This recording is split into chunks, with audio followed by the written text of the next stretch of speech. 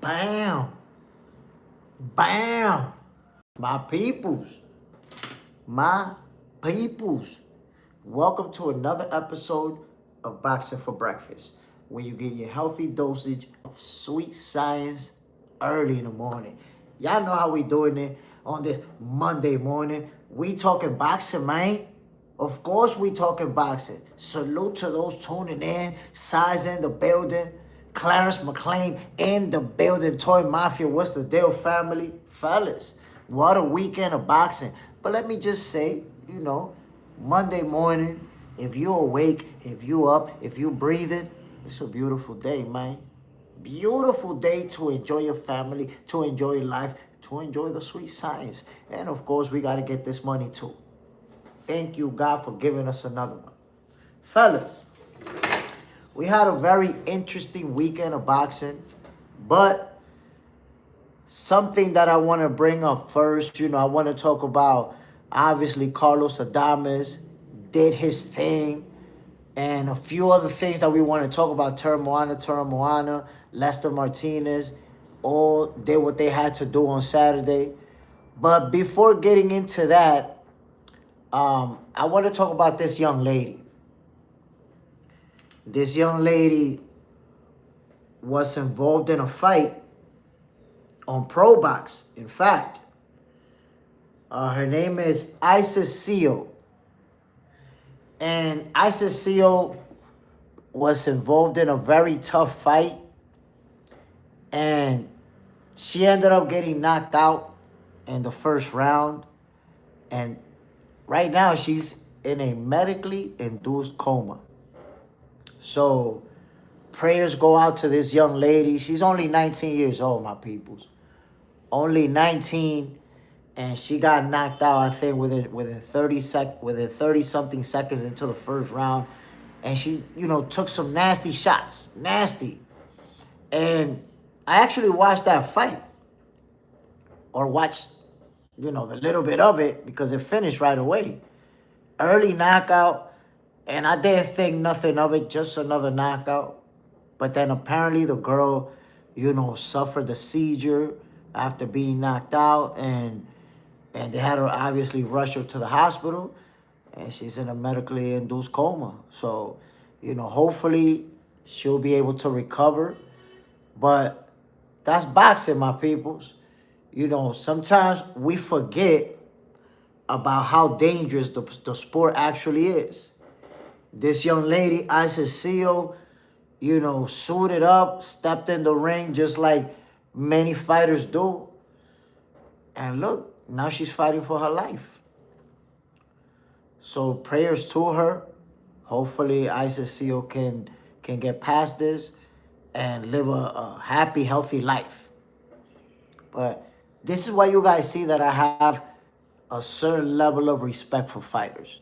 We could joke around, we could trash talk, all of that. But ultimately, boxing is a dangerous sport. More people, and I've said this before, more athletes die in boxing than in any other combat sport. Not in MMA, not in bare knuckle, not in taekwondo, none of that. It's in boxing that's people getting killed out there. Shaggy, prayers and love to her and her family. Hopefully, man, hopefully she's going to be okay. She'll pull through. Like I said, man, she took some nasty shots to the head. And if you watch the fight, because it ended quick, it was in the first round, she took a shot and she kind of froze with her hands down here. And then she took like 3 or 4 more, bam, bam, bang, and then went down. So I think the first one kind of stunned her, and she wasn't able to defend herself. And they some hard punches right there in the sequence.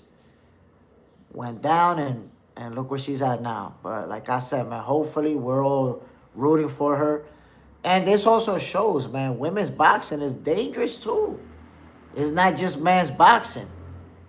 This is a female right here. Young lady, only 19 years old. So prayers to her. Hopefully she'll get it. She'll get past it. She'll make it. But it's sad. It's sad to see it happen. Throughout the years, We always see this, 2, 3, 4, 5, 6, 7 fighters, that are, fighting for their life or even lose their life after a tough fight. So my peoples, yesterday we're going to talk about two different main events. We're going to talk about Carlos Adames and Lester Martinez. They both did what they had to do. Now, Carlos Adames versus Austin Ammo Williams. My peoples, I try to tell you. And some of you wouldn't listen to me. And it played out the way that I expected. I said, look, Austin Ammo is a guy who can fight. He's a guy who got skills. He got pop. So he's not just going to get washed. It's not going to be an easy fight for Carlos Adames. Ammo is going to feed him a steady dosage of leather too. And he did that. But here's one glaring difference between the two of them that I could tell you right away. The conditioning. You got to see Austin Ammo early on, letting his hands go pop, pop, pop, pop, pop, pop. 4 or 5 quick punches, right? And then he will kind of run out of gas for the rest of the round. And then he will do it again in the next round, pop, pop, pop, pop, pop, and then kind of slow down. And you see that punch output decreasing. And by the time they got to the 6th round, if you were there, I was calling the fight live, by the way. By the time they got to the 6th round, you saw Austin Ammo starting to run out of gas. Carlos Adames looked fresh for the whole 12 rounds. Fresh. Kept going forward, kept applying pressure. Now, the first round, Austin Ammo won that round. He won it. He was more active. And you saw Carlos Adames kind of looking for his rhythm, looking for the range. But he dropped Austin Ammo in the 2nd round. And then from that point on, you saw Carlos Adames kind of take over. Bisco, who is sanctioning these lopsided female fights, same thing happened to Trash Daughter. Oh, no, that was crazy. That was crazy. How you put Trash Daughter versus an Olympian. I think this girl won like an Olympic, I don't know what Olympic medal. I know that she's an Olympian. So one of the best in her country, and you got Trash Daughter, like, they put her in there to get her ass whooped. Like, I knew. I was like, oh, they wildin'. How they sanction? Like, who thought this is a good idea to make this fight? They put her in there to get her ass whooped. That's all there is to it. She never stood a chance. Then on the ground, the fight was great to watch, definitely. Because Austin Ammo was not there to get washed. He went into that fight feeling like he could win it. And a fighter like that is dangerous. A fighter like that could be dangerous. One thing about Carlos Adames, and I like to see that, when he hurt his opponent, he's still patient. He still take his time. He's still defensively responsible. So he got caught with some good shots, but when he hurt Ammo, you saw the poise. You saw him keep working like he's supposed to, instead of getting crazy, eating a monster shot, and then you getting knocked out before you know it. So I told people, look, Austin Ammo is going to put up a heck of a fight. Not there to get washed, cooked. Of course not. B-score. Carlos had more power, but he also had more endurance, stamina. When Ammo started running out of gas, you saw Carlos Adames, the way that he kept applying that pressure, kept, being in front of Ammo's face the whole time. Even, look, there's a way that you apply psychological pressure on a fighter. Because one thing is when you're going forward, throwing punches, right? You're applying that pressure. But it's also a certain level of pressure when a fighter is constantly in your face. Not necessarily letting his hands go the whole time, but right there, right in front of you. Forcing you to fight back, right? And then you make you miss, make you pay. Adames is very good at slipping that jab and countering it. Bang!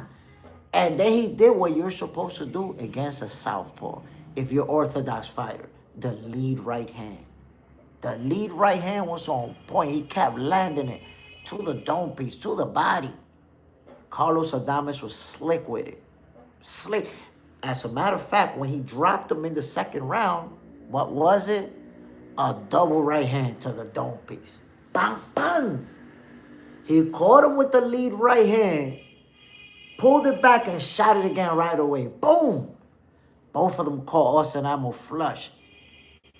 And he definitely wasn't expecting that second one. That's not a normal combination that you see in boxing. You don't see guys go right, right. You just don't see it often. So when a guy get hit with a right hand, he's not expecting another one to be right behind it. William P., salute family, bam. So yes, Austin Amo put up a good fight. He is a good fighter. And I'll tell you what, the way that he lost this fight, he'll get more opportunities. Because he was fighting, he was landing some good shots, he did some good things. He just didn't have the energy to maintain that pace for 12 rounds. There were moments where he was outboxing Carlos Adames. His jab looked real good. It was on point. He kept landing that jab to the nose piece, to the mouthpiece, to the eyeballs of Carlos Adames. But I've said it before, Adames is one of these fighters who has like that machine DNA. Like, you hit me and I'm going to keep going forward. And when you catch me with a good shot, I'm a turn up and I'm trying to catch you with 2, 3 good shots right after that. Carlos Adames is not playing around. When you hit him, he get mad, he want to hit you more. He never go in a shell or rely on his footwork to try to get away from you or go into clinch mode. He wants to crack you. Clarence McLean, Austin hung in there. He did. He did. He took some, look, man, he took some nasty shots. There's other fighters that would have ended up quitting. Or that would have ended up taking a knee and calling it a day. But nah. Though, and look, I knew that Amo was running out of gas around round number 6 and round number 7 when he would do like a quick outburst early into the round. Bah, bah, bah, bah, bah, bah, bah. And then that was it. You see him with his mouth open. And when he's sitting in his corner, the way he was breathing, you could see he was done. And Carlos Adames looked fresh. So he was going to be the more active fighter, the guy throwing and landing more punches. Rose, thoughts on Shakur, Darren Benavidez to move up and fight Usyk? I mean, that, you know, I think that's not a big deal. Fighters are going to talk, you know, Benavidez is going to say something about Shakur that Shakur don't like. Shakur is going to go bounce back and say, well, you move up as many times as I moved up. So in reality, there's nothing to it. We're talking about 2 elite level fighters, 2 reigning world champions, 2 special fighters. They'll never face each other, obviously, so I don't pay much mind to it. If they would have been in the same weight class, I would have been like, yo, you fight each other. But there's not much to that. Underrated Will. Good morning, Jay. Salute, family. Bam. So, again, I know some of you guys seen it, how there was people saying, yo, Jay, Austin Amo is going to get him. He's going to get Carlos Adames. And I was like, nah, bro. Carlos Adames is that dude. Don't disrespect him. And I'm going to tell you guys what, man. I want you to really think about this.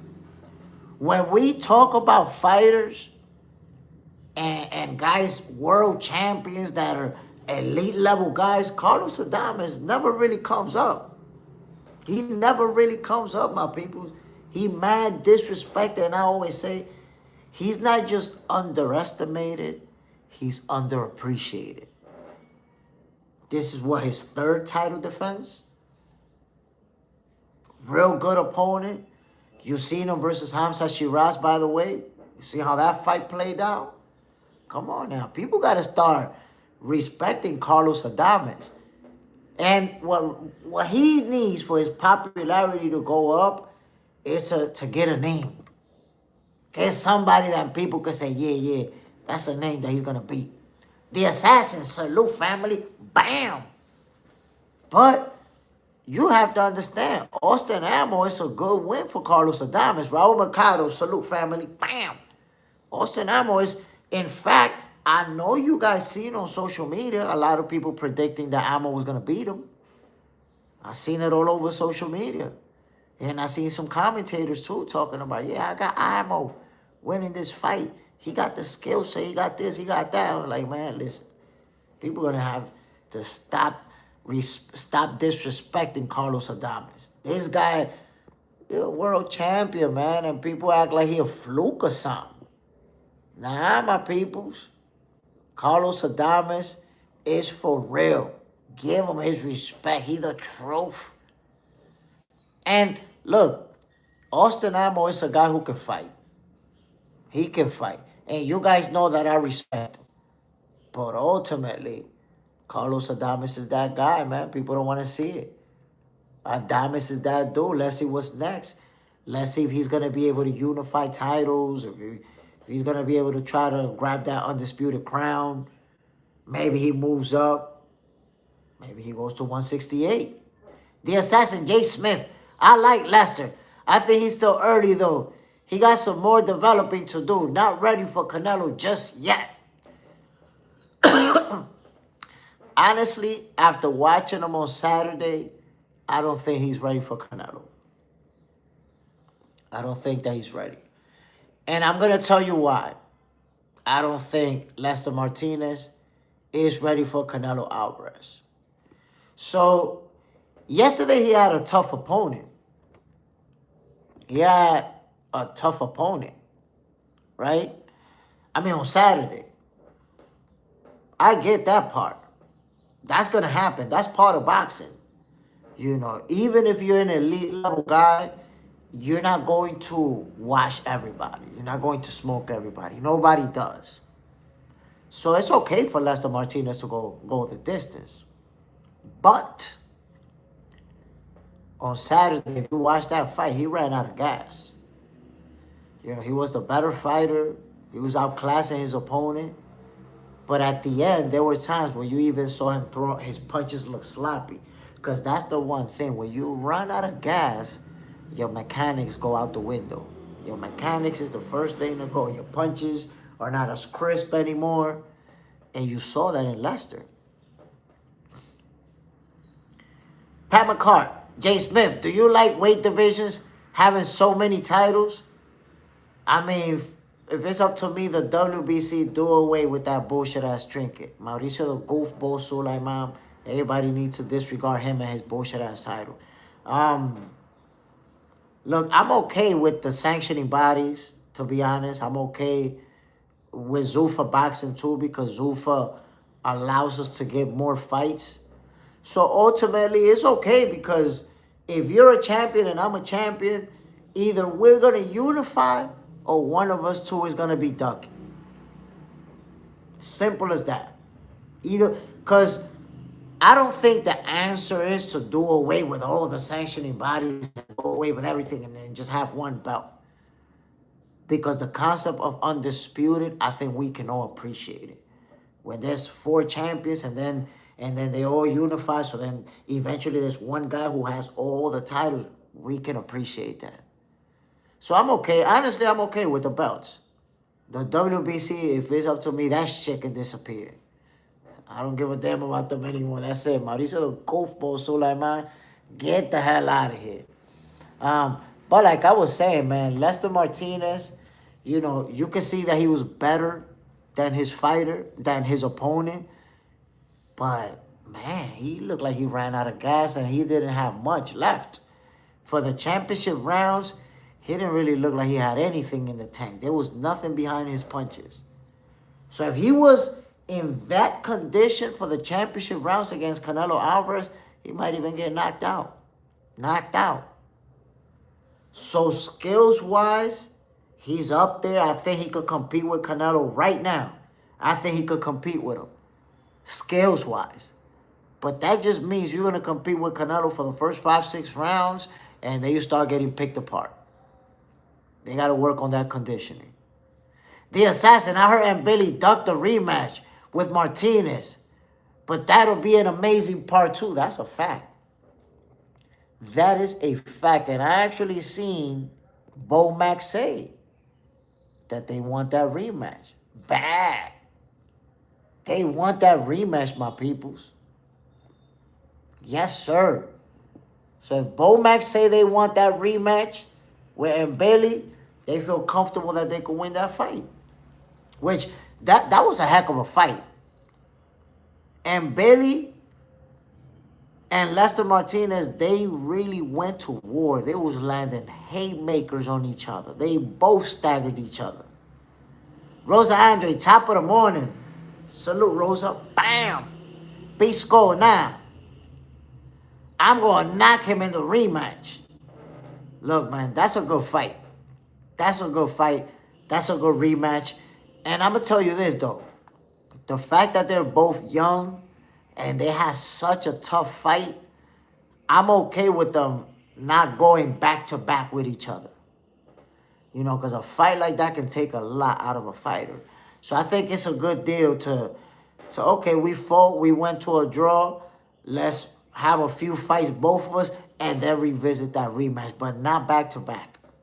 Beat Skull. All and Bailey got to learn how to pace himself. I mean, but they both had the same issue.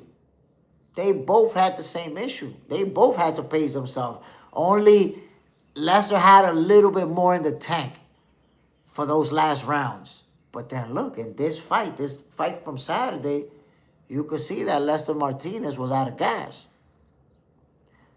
The Assassin and Bailey is hell of a fighter. All I'll say, I mean, I think they're both really talented. And they're both evenly matched. And then there's the power. And Bailey got mad power, and so does Martinez. This is a great matchup. And a draw, I felt like Lester edged it out. But to be honest, a draw was legit because there was a lot of swing rounds. They went back and forth. They really went at it. So let's see what's next for Lester Martinez. Let's see what's next for M. Billy. I think, look, the rematch between them two, I would say, is inevitable. It's going to happen. We don't know when, but once they had the type of fight that they had, and it was a draw, obviously, that rematch is almost set in stone. Bound to happen. Mr. K, Ali looked pretty good in there. He looked good. Ali can fight. And that's why I said, look, Lester had a tough opponent to deal with. Had a very tough opponent. But you can also tell that he was the more talented fighter in there. There's levels in boxing. And you can see that Lester was outboxing him, but he had a guy in front of him that was going to be landing some big shots, and that wasn't just going to go away. Hakeem, if Martinez couldn't capitalize on the Billy game plan with his uppercut, then never mind a rematch. Ryan Basker, good morning. Salute, family. Bam. Beat score Lester versus Shiraz. Next. Watch. Whoa. That's a good fight. That's a good fight, bro. Lester Martinez versus Hamza Shiraz. Whoa. The Assassin. I really like how every interview, Andy Cruz called Keyshawn his son. When mentioned, I love it because Keyshawn out here bullying Dula. Keyshawn going at Abdullah Mason like that. That's crazy. I mean, I don't know. I think he's trolling him, man. I don't really believe Keyshawn is trying to make that fight simply because we know Abdullah Mason just moved up. I mean, not just moved up, just became a world champion at 135. He's young. He's going to be in that division for a while. And I think Keyshawn knows that he's not going to move up to 140. So, I get it. I get it. And honestly, I'm not really with it. To me, it feels awkward when he's trying to go Abdullah Mason. Mr. KO, I like that fight for Shiraz. Shiraz versus Lester Martinez, that's a heck of a fight. We have to see how it plays out. Maybe we could get Hamza Shiraz rematch Carlos Adames. You guys saw the way the first fight played out. Jojo Thundred. Hamza beat Ammo a lot better than Adames. Yeah, but that doesn't really matter. That doesn't matter at all, bro. Remember, no triangle theory. It just doesn't work in boxing. So that becomes irrelevant. Wes does it. Pace JSmiff, Box and a Family, Light Activated. Salute, my brother. Bam. The Assassin, Abdullah Mason, is not confrontational. The dude is chill. Yeah, I mean, Abdullah Mason, you see that he's a very grounded young man. Very humble, very calm, relaxed. And Keyshawn Davis over there trying to apply pressure. Honestly, it wasn't a good look for Keyshawn Davis to be acting like that. Like, you know, bro is weight division lower than you. You know how young he is. Why are you trying to, why are you doing that for? Ryan Bascom, Jay, how to respond to the people saying Shiraz had loaded gloves? They're saying that about Crawford versus Canelo too. What do you think against Berlanga? Some are saying he cheated. I mean, to be honest, I don't hear anybody saying that he cheated other than Berlanga and people who root against him. So if you get your ass whooped by somebody, you're not going to be the best person to give your opinion because obviously you got your shit whooped. So honestly, within the boxing community, I don't hear nobody saying that. I don't hear no coaches. I don't hear no trainers. I don't hear nobody saying that they feel like he cheated. And the thing about Crawford and Canelo, that's definitely only Terrence Crawford haters, Errol Spence fans, BBC fans. Like, I can't even, you know, we would have to do a whole show responding to hurt PBC fans. B-Skull, Schofield versus Keyshawn beats Mason. So, Schofield, you know, he's right there in the age range of Abdullah Mason. So I think that's the fight that at some point we have to see. Floyd Schofield and Abdullah Mason. I was talking to Greg Hackett about that fight, and he told me he felt like it's probably 2 or 3 years away because these guys are young. They don't have to rush it. So let's see, man. I really want to see that fight. Let's see. Jojo Thundress, Shiraz is at 168 right now. Is there a possibility that he goes down to 160 for the right fight? I don't know. Maybe. Maybe. Ryan Bascom. The people saying that are just watchers. And Berlanga. I thought the same thing. Yeah, nobody, look, man, nobody says that. Nobody's saying that about Shiraz. Other than Berlanga, his team, and a few butt-hurt fans that thought Berlanga was the king of New York. Shiraz beat the crap out of Berlanga, turned him into a rapper, bro. Turned him into a dembow artist. Al Booger, salute family. I like Kid Austin versus Abdullah in a few years. I'm going to keep it real, man. I would have liked to see that fight sooner rather than later. But that's why I say we have to appreciate what they're doing over on Zuffa Boxing. On Zuffa Boxing, there ain't no cherry picking. There ain't no easy fights. Y'all going to fight each other. So for Floyd Schofield and Abdullah Mason, we could have got that fight this year. Abdullah's a world champion. Floyd go challenge him. But instead of that, they the usual boxing stuff that we have to wait 2-3 years.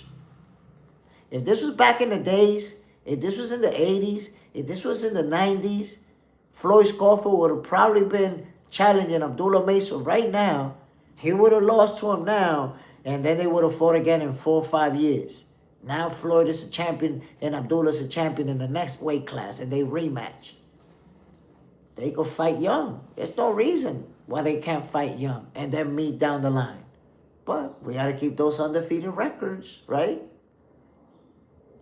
Big Skull, is Charlo done? So here's the funny thing. Was it Jermel or Jermal? One of them two was supposed to fight. And I don't know if he got hurt. I don't know if he pulled out. I don't know what happened.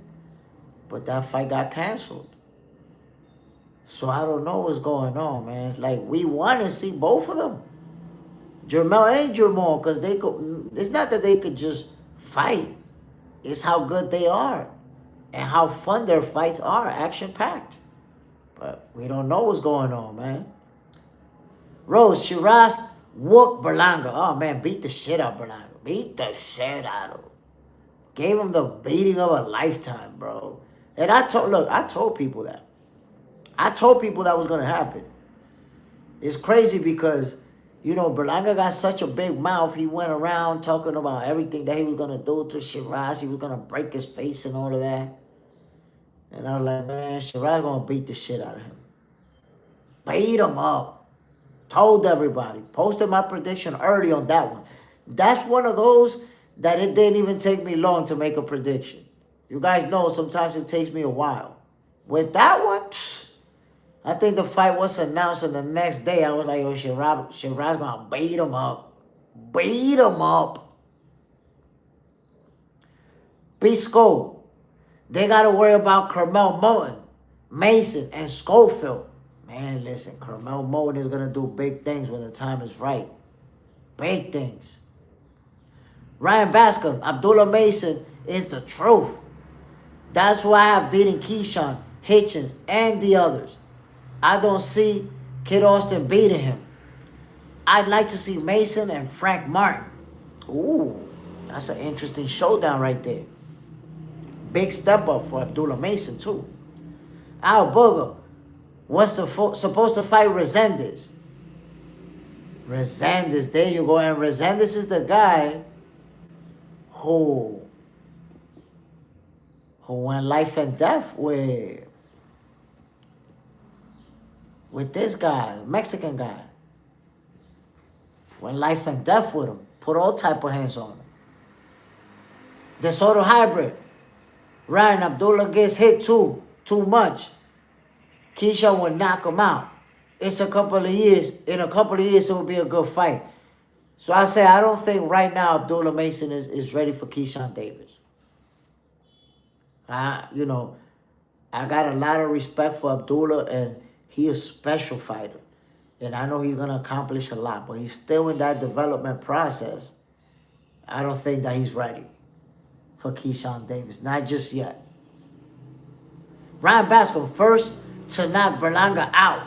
Shiraz has next level skills. Yeah, man. Shiraz is a special fighter. I'm telling you, I said he was going to beat the brakes for Berlanga.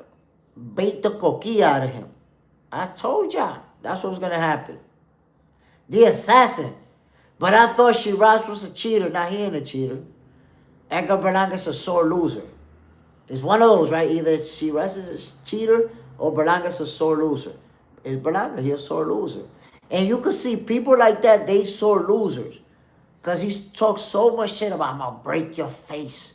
Oh, when I catch you, I'm going to break your face. They beat the shit out of him, had him rolling around the floor like a goofball. He embarrassed. He don't even know what to say, what to do. Mr. KO, Derek Scooter Davis on the come up.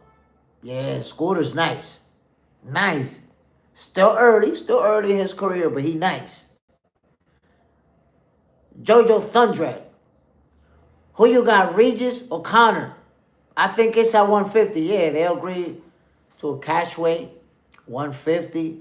Conor Ben is going to pummel him. Regis is too small. He's too little to be fighting at 150. He too little to be fighting at 150.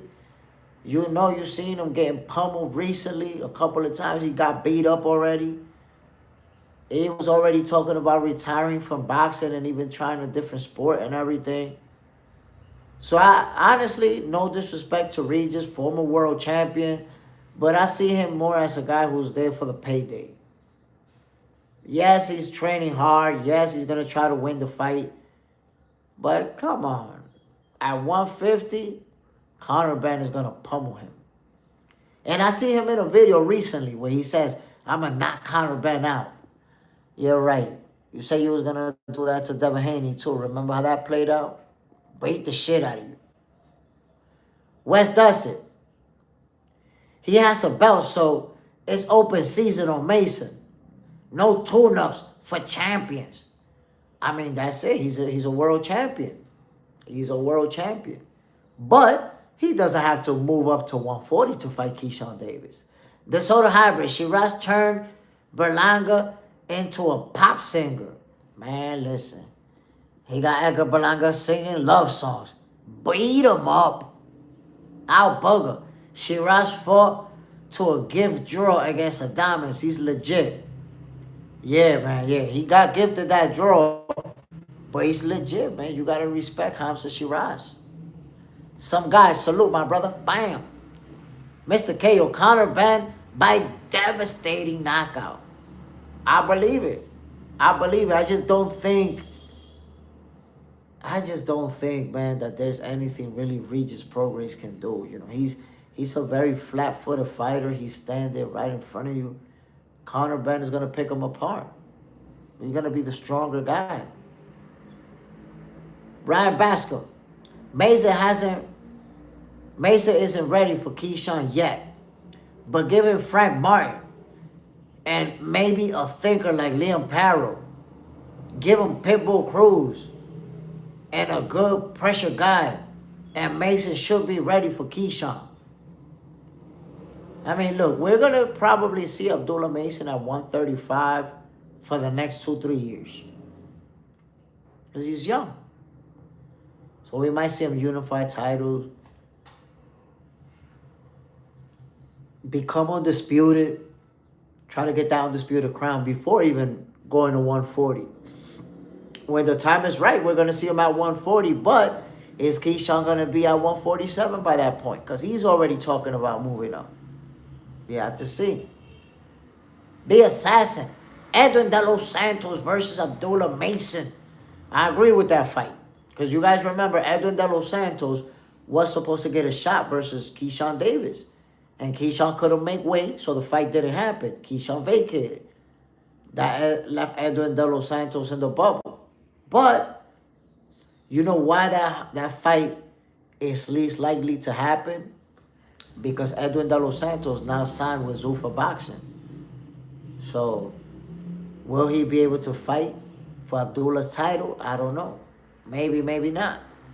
Bisco, Pitbull knocking Mason out. Nah, I don't see it. I don't see Pitbull knocking him out. I see Abdullah outboxing him.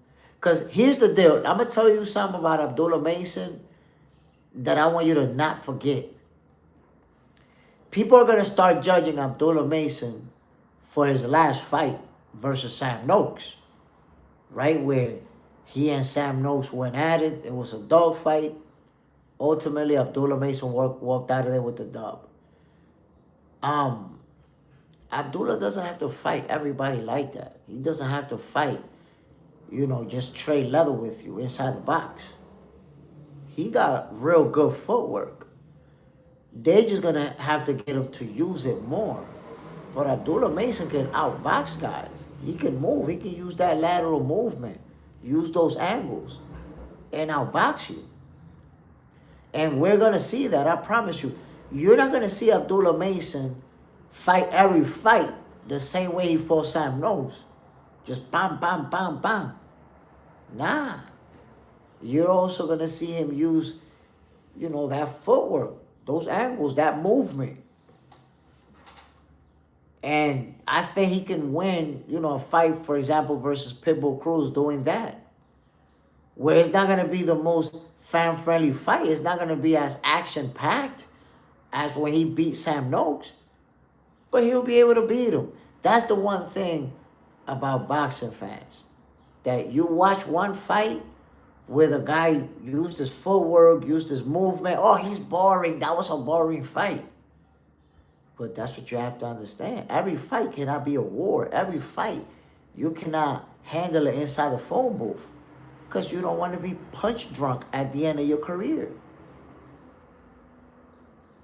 Bisco, he don't got the power to keep Pitbull at bay. That sounds like what they said about Terrence Crawford and Canelo. And you saw how that played out. You don't need power to keep anybody at bay, my guy. You just need the skills. That's it. Skills pay the bills. The Assassin. I just hope we get good fights, Jay. Sick of the ducking and the cherry picks. If Cofield fights, But D, I'm happy with that. Good boxing good for boxing. Keep it. I like that fight too. And look, I said this before, and I want you to consider it. We have to respect fighters when they lose. We have to do that, because if all you do is discredit fighters when they lose and throw them to the side and say they bumps and they hype jobs and they got exposed, if that's all you do when a fighter lose, then you part of that problem. You part of the reason why fighters feel like I need to stay undefeated. We have to respect all fighters. If we sick of that, we have to change the culture. And I'm going to tell you something about Floyd Schofield. He destroyed Tevin Farmer. Destroyed him. I don't know, Ryan. I don't see none of your comments darkened. He destroyed Tevin Farmer in the first round. Tevin Farmer's a former world champion. So that means that Floyd Schofield, there's going to be some pressure on him to fight for a title. It's like, for how long we going to develop you? How long? Like, Ryan Bascom, it didn't put it up. On this side, I don't see it, bro. Did you curse or something? You curse somebody out? So again, my peoples, there's going to be some pressure on Floyd Schofield. Like, okay, guy, you're fighting higher ranked opponents. You beat a former world champion. And that's really what you expect from a prospect. Once you beat a former world champion, okay, what's next? The Assassin, Benavidez versus Sordo. Schofield versus Badi. I think GA coming back this year. Boxing getting good. Look, man, Benavidez versus Sordo, that's going to be a heck of a fight. That's going to be a heck of a fight. But I already told you, Benavidez with that high punch output, he's going to do what he got to do to walk out of there with that dub. Put all type of hands on Sordo. My peoples, I don't know if y'all seen this, but Floyd Schofield apparently entered his training camp. The Assassin. Oh, Tank. Schofield versus Tank. I like that fight. I'll take that fight. My people, Xander Zayas has entered training camp. I don't know if you've seen the reports that supposedly Xander Zayas is in talks with Jerome Ennis. Whoa. For the last few weeks, we've been kind of floating those two names around as a possibility. But then we always dismiss it like, nah, Xander Zayas, he's not going to fight Boots. His team is not going to take that fight. But I told you guys before that, Xander's about that smoke. He was trying to fight Sebastian Fondora. And a lot of people don't want that action. Ryan Bascom, no, sir. I don't say anything bad or anything. Who knows? I just say I like Mason a lot. Benavidez should overwhelm Sordo. Good fight. I think Sordo's going to make it interesting, especially the first half of the fight. But Sordo, with that punch output, he's a slow fighter compared to Benavidez. And we're going to see it. We're going to see it that night. Huib, salute, family. Bam.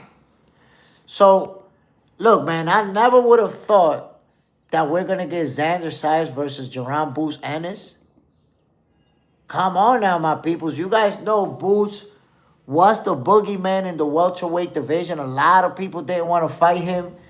And now he's at 154. We already seen Josh Kelly say, Boots, I'm not really interested. I'm trying to go unify titles, or I'm trying to go fight somebody else. So Josh Kelly already looked like he don't want that action with Boots. It took Xander Zayas to want that smoke, my peoples. This a good fight, fellas. This a good fight. The Soto hybrid. Boots putting BTA belt to ass on Xander Zayas. And I'm going to tell you something interesting. I seen the folks from the DAZN broadcasting team saying that they heard it's Xander Zayas actually the one pursuing this fight. Xander Zayas is the one saying, yo, I want this fight. Let's make it happen. The assassin, Bruce Ennis, needs a name to stamp his name like Shakur did to Teal. His guy to do that was Virgil. Shaggy, Kelly doesn't want no smoke with Bruce. Yeah, he looked like he don't want that action. But Xander Zayas does, apparently. Daniel Negron. I was about to mention Zayas. Chinese letters. Stop acting black. You're not. God damn, what do you think I am, dude? What do you think I am? White? DeSoto hybrid. I respect Xander for that. Bro wants smoke. And I'm telling you, if you remember when Sebastian Fondora won his last fight, Xander Zayas was there. Really trying to get that smoke. Really trying, I'm like, oh shit, damn. He even tried to do a face-off. Bro tried to do a face-off. DeSoto hybrid. Who is this Asian guy in here acting weird? You know, some people need attention, man. Mr. Kale. Boost can do it with Fondora, too. Look, I'm going to tell you this right now. Jerron Boost Ennis is someone who's really about that smoke with anybody. He wants to fight anybody. You know, remember how he stepped to Virgil Ortiz's face, telling him, I'm going to beat your ass. I'll beat your ass all in his face. Didn't even take the hoodie off. With the hoodie on. Looking like Debo. Ready to take Virgil Ortiz's bicycle on the spot. And Virgil Ortiz over there like Red. What you got on my bike, Red? My dream fight would be Arrow. Man, get the fuck out of here. Wes does it. Sorry, my Korean brother. But you gotta get the fuck out of here. Come on, man. We not having it. We not having it. Ryan Bascom. Nah, I'm white. JSmiff got that Italian African thing going on. Wes does it. Boost is going to duck like Bud. Ah, come on, man. How you think he's going to duck? We haven't seen Boost duck anybody. We seen Virgil ducking Boost, though. We seen that part. The assassin. I want to see the Tower Inferno fall. Again, that was fun. That's a big fall, man. When you that big, timber, boo. He going up against Keith Thurman. Keith Thurman got the power to do it, but the Tower Inferno's a problem, man. He punching you in the face from across the ring. You might get knocked out from the other side of the ring. You didn't even have a chance to approach him. Mr. KO. Is it time for Boost to fight a name, though? I still can't name 3+ opponents off the top of my head he beat. Look, he might be fighting Xander Zayas next. And it looks like they're in negotiations. Wes Dussett. Read my last message, good brother. Let me see where you at, Wes Dussett. Wes Dussett, Boost is getting ducked. Oh, you said Boost is getting ducked like Bud. I thought you said Boost was ducking like Bud.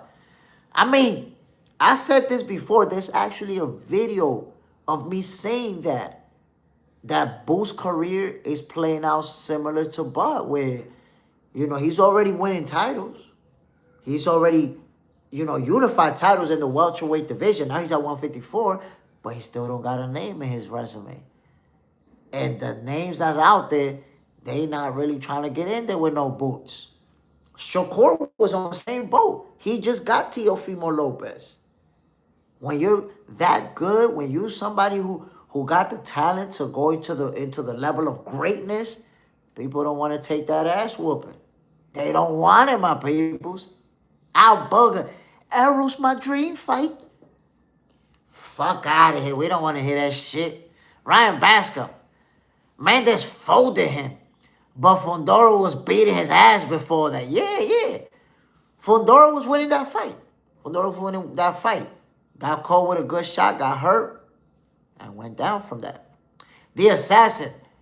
Terrence will wipe the floor with boots. They know what's good. People be capping. They had an opportunity. Boots could have fought Crawford on BLK Prime, and they chose not to. But look, I'm gonna be honest with y'all. I knew the ship had sailed on that fight.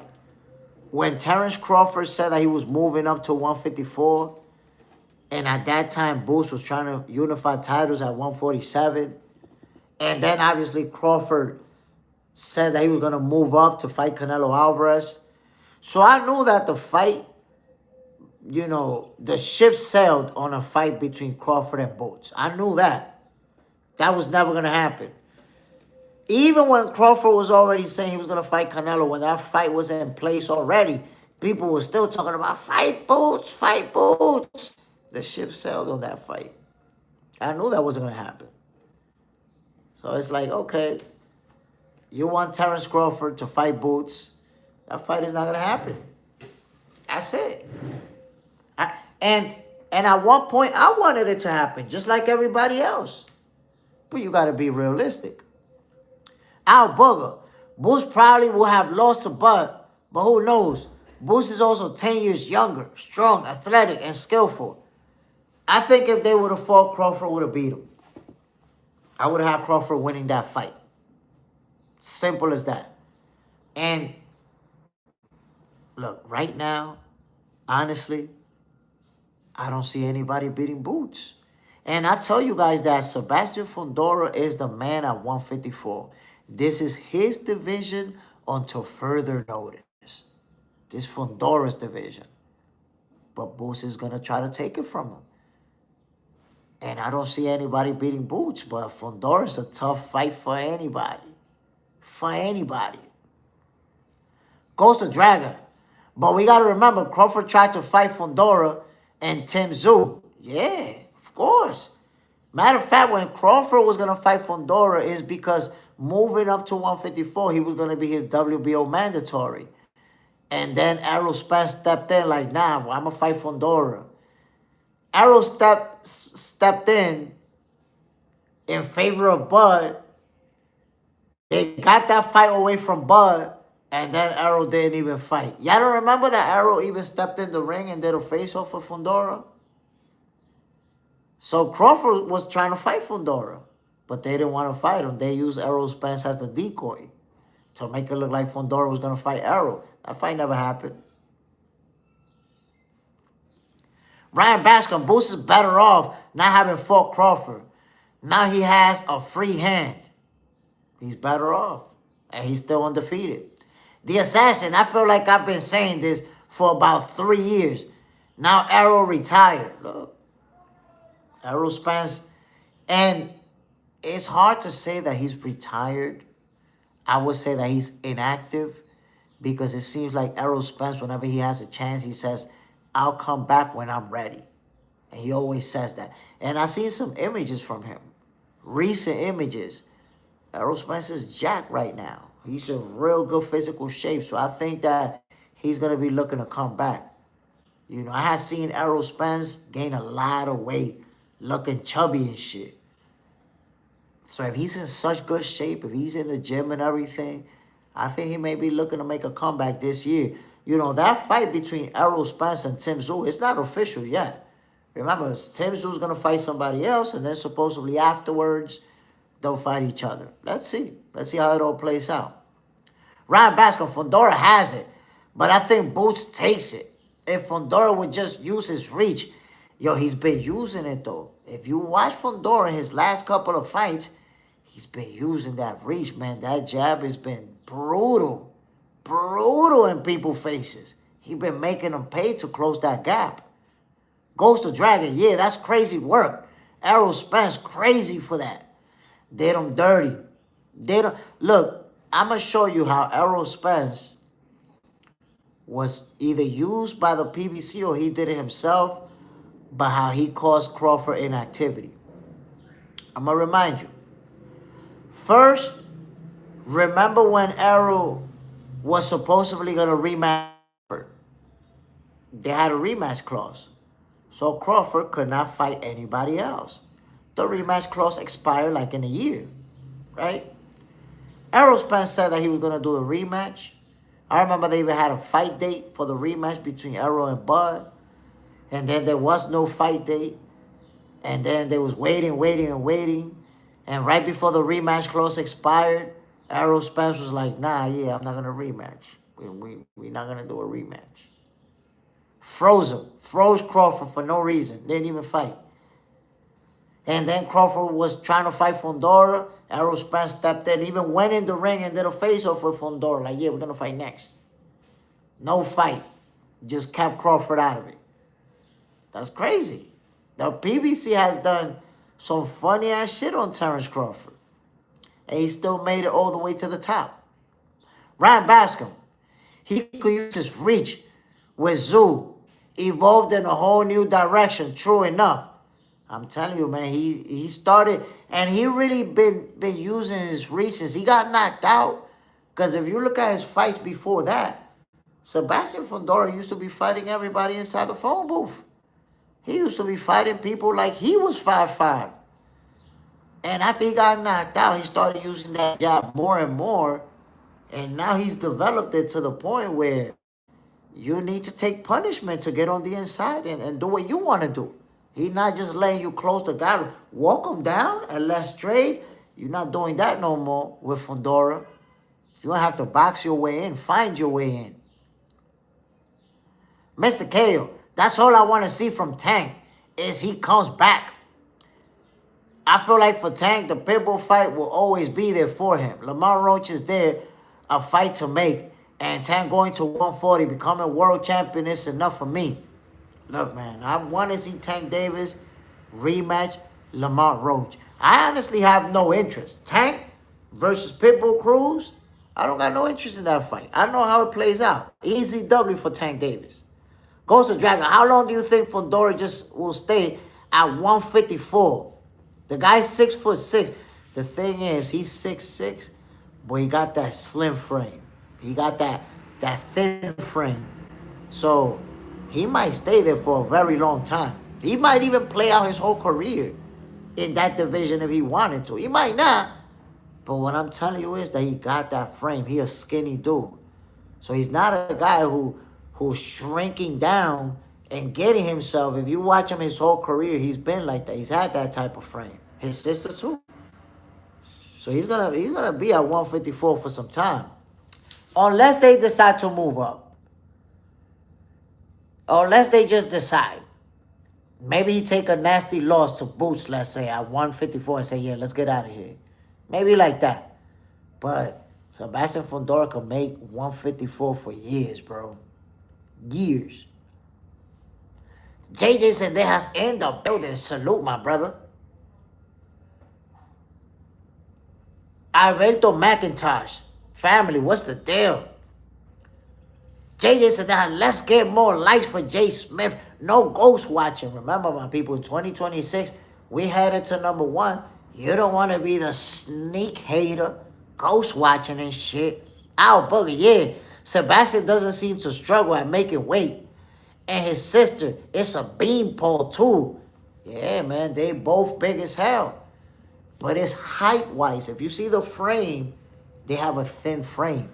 So they'll be able to make weight for a long time. The Assassin, his chin is only 6 feet. God damn. Ryan Bascom, I'm hoping Tim Tszyu makes a comeback. That dude is quintessential throwback. Love that guy's attitude and demeanor. Fight anyone. Look, man, Tim Tszyu is a fighter who I have a lot of respect for. Obviously, I got a lot of respect for his pops. Costa Tszyu. Nikita Tszyu's looking good out there. Timmy, I believe that he could still become a world champion. You know, took some tough losses. We're talking about to Bakram Murtasaliev and to Sebastian Fondora. Those are the only 2 people that beat him. Now, he's a throwback fighter, but I'm a throwback fan. And when a fighter loses, I don't throw him to the side and say that he's done. When a fighter loses, I still see the potential that they have. And I feel like Tim Tszyu can still be a world champion. He can still become a champion. Be on the lookout for Tim Tszyu. People think somebody lose and they're done with. They're over with. We watched Rollies get knocked out by Tank Davis. Ain't so world champion right now. We watched people lose to Tank and he became a champion. We watched Shakur Stevenson make Oscar Valdez look like a bum in an NYC subway, laying down in a little bench. And after that, he was able to become a world champion. We saw Valdez hold a strap again. So losing doesn't mean that your career is cooked. It's just that social media, boxing fans, they feel that way. Oh, he lost, he got exposed. He not the same. Now that's cap. So Tim Tszyu is a fighter who I still believe in. Demon Force, salute family, bam. Ghost Dragon, honestly, to beat Fondora, it's a forward pivot inside. The side movement, he has cement feet. Crawford and Lomachenko footwork. Ghost Dragon, and that's a good assessment. I feel like to beat Sebastian Fondora, it has to be a slick fighter. But Keith Thurman can be that. He can be a slick fighter. To beat Sebastian Fondora, you have to have real good speed. Because, again, when you have somebody that tall who can pick you apart from the outside, you need good speed to get on the inside, get your work off, and get out. Keith Thurman has the skill set to do that. Get in, get out. He can do that. Mike Ballard, salute family, bam. Wes Dawson, Fondora Boots. Who you got, JSmiff?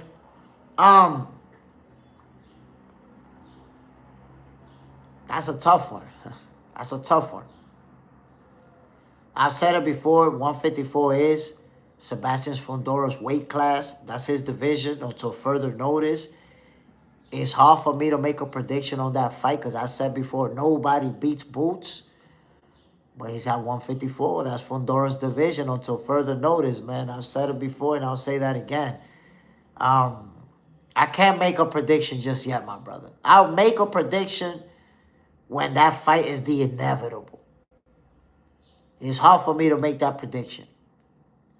I'm leaning towards Boots. But it's tough. It's a good fight. The Assassin, JSmiff, what do you think about Emiliano Vargas? I want to see him in a solid fight now. So Emiliano Vargas, you know, they doing a great job with the developing process with him. Fernando Vargas, his pop's doing his thing. And I heard it from Emiliano Vargas himself in an interview where he says he wants to fight at least a former world champion this year, maybe next. And then he'll be looking to fight for a title either at the end of this year or at the end of next year. And Emiliano Vargas has all the tools and resources to become a superstar in boxing. For sure. Alberto McIntosh, what is Fondora amateur record? To be honest, I don't know. I know that he and his sister have an amateur pedigree, but I don't know. I don't know how good he did in the amateurs. Ghost Dragon, UFC fighters have all kind of losses. Derek Chisora has like 7 or 8 losses. Yeah, but that's the thing, Ghost Dragon, and I've said this before. UK fans, they're some of the best fans in the world as far as supporting their fighters. You see fighters from the UK, 2 losses, 3 losses, 4 losses. And when they fight, they fill up the arena. When they fight, you see UK fans wearing their shirt and everything with their face on it. So you got to give fans from the UK their props. They support their fighters, win, lose, or draw. Their fighter could get knocked out. The very next fight, you see the same crowd, the same fans rooting for them. But in the US, look what happened with Arrow. He went from having a huge fan base supporting him to his own fans like, yeah, he washed up. He ain't the same no more after the car accident. That's it. They already threw Arrow under the bus. Over 1 loss. Crazy. Ryan Bascom, Thurman has a shot. Speed, power, and footwork. That's why I haven't made that prediction. I've been trying to tell people. Keith Thurman has a shot. He's not going to get washed, for sure. Mike Ballard, in boxing game, you can never count them out. Never. Especially when you talk about a world champion. You're talking about, and Errol Spence became a 3-belt unified champion the hard way. He beat 3 champions. He didn't get an email belt and a vacant title off of some average Joe. He beat Cal Brook, Ugas, and who else he beat for a title? Cal Brook, Ugas, and Sean Porter. He beat 3 world champions, 3 reigning world champions to get those belts. Mr. KO, I just feel like Keith Thurman is cut different from the rest of the fighters Fondora beat. Don't get me wrong, Fondora beat good fighters, but I think Thurman will crack him. So I got to tell you, Keith Thurman is going to be the best opponent Sebastian Fondora ever faced. And he's beat some good opponents. Fondora got a good resume. He ain't fighting nobody like Tim Tszyu yet. Ghost Dragon, I think so. I think it's too soon for Vargas. They want to get after it, bro. They want to get after it. I think it's soon for him to fight for a title shot right now. But I don't think it's soon for him to fight a former champion, a couple of really highly ranked opponents that are going to give him a tough fight and get him ready. Demon Ford, I can't wait for Fondora versus Thurman. It's going to be fireworks. Oh, that's guaranteed. It's guaranteed, my brother. That fight is going to feel like it's going to go down in April, but it's going to feel like it's the 4th of July. I'm telling you that right now. Ryan Bascom, if Fondora keeps developing his range game, he could potentially beat Boots. But the Boots that fought with that Lomachenko footwork, man, listen. That's one thing that people don't realize about Boots is that when he wants to, he could turn into the Matrix. He fights a certain way to entertain the fans, to give us what we want, to explode his star power, make his stock skyrocket. But Boots is a guy that could literally turn into the Matrix in there. And you can't even see him. His opponents swinging at the air. But there's not as much action. When you spend time showing off your defense, there isn't as much action as when you laying that leather on them. Ryan Bascom, if Fondora keeps developing... Oh, got that one already. Ghost Dragon, when is the Thurman and Fondora fight? That's next month. That's in a few weeks. Early in April, I don't remember the exact date, but that's coming up. Ryan Bascom, exploit Fondora. Fondora's slow feet. Mr. KO, if Thurman beats Fondora, this will be huge. I believe Fondora can beat one time, but I see Keith taking that risk, exploding toward Fondora's chin with huge overhand. Keith Thurman is going to be looking to hurt Fondora. He's going to be looking to counter him with some big shots, with some hard shots. And if he could hurt him, you know it could be problems. Fondora been stopped. His only loss, he got stopped. Shaggy, Thurman is on a roll with it. He has good momentum. And look, Shaggy, something that I said before, and people have to understand that. Every fighter doesn't react the same off of inactivity, right? There's fighters who could be inactive and come back, and you see the real low punch output in the first 2-3 rounds. You see the ring rust. And eventually they get into rhythm. Keith Thurman showed me in his last fight that he could be inactive, come back, and fight like he never left. Have a great training camp, look sharp, strong, everything. He already showed me that in his last fight. So I'm not expecting to see any ring rust from Keith Thurman. Ryan Bascom, Sean Porter is my favorite fighter since Tyson. That dude was always fun to watch. Every time Sean Porter stepped in the ring, you knew what you was going to get. I refer you to Sean Porter versus Errol Spence, versus Terrence Crawford, versus Adrian Broner. Sean Porter for Adrian Broner. A lot of people don't remember that. That was a good fight. Sean Porter versus Danny Garcia. Some good fights, my peoples. Come on now. Ryan Bascom, do you think Thurman would have beaten Tszyu if he hadn't gotten hurt? I don't know. Styles make fights.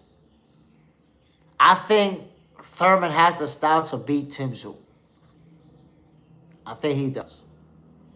That's the thing, man, that people are underestimating Tim Tszyu, and that's a bad idea. Tim Tszyu, a world championship caliber fighter right now. J. Roy Asiatic. It's this Saturday. Oh, you see, I said in a couple of weeks. It's this Saturday already, my peoples. And I said a couple of weeks. Jayas and that's JSmiff. Can you give a shout out to Knuckler Boxing from Santa Barbara? Everyone support your local boxing gyms. Whoa. Shout out to my peoples at Knuckler Boxing from Santa Barbara. From myself and my brother JJ's and Zayas. Hell yeah. Ryan Bascom, Thurman pulls the win of more often than not. Great fighter. Keith Thurman is a great fighter. Ryan Bascom, Danny Swift Garcia. JJ said that Saturday, March 28th. This coming weekend, JSmiff, Fondora, and Thurman. There you have it. I'm talking about the fight was in a couple of weeks. That's next week, my peoples. We're going to get that smoke. Al, Broner, wasted talent. That is 100% facts. Adrian Broner could have definitely been one of the best fighters of his generation. He could have been one of the best. Generational talent. But shit discipline. Adrian Broner could not stay focused in his personal life. And that is the thing, my peoples. When you look at the greatest, and I'm talking about from any sport, you take a look at Michael Jordan. You take a look at Floyd Mayweather. You take a look at Wayne Gretzky. You take a look at Ken Griffey Jr. You take a look at the greatest athletes from any sport, Kobe Bryant. In their personal life, they spent a lot of time and a lot of money on their body, on taking care of their body. None of those guys I mentioned had an alcohol problem. None of them had a drug problem. All these guys, they took care of their body differently. And that's part of the discipline. Adrian Broner was a guy who was very talented. But, I mean, look what he did to Paulie Malignaggi.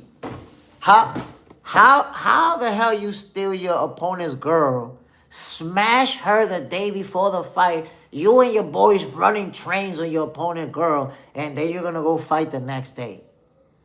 It's funny and all, and he won and everything, but that just showed you that his personal life was out of order. God damn, you won in the ring and outside the ring? Okay, that gives us a cool story to tell. But a fighter who's smashing his opponent's girl the day before the fight, you out of order. Your personal life is crazy. You on some rock star shit. Ryan Bascom, Broner would have been awesome with discipline and throwing more punches. Shame about Broner. But his punch output really went down after the debacle with Marcos Maidana.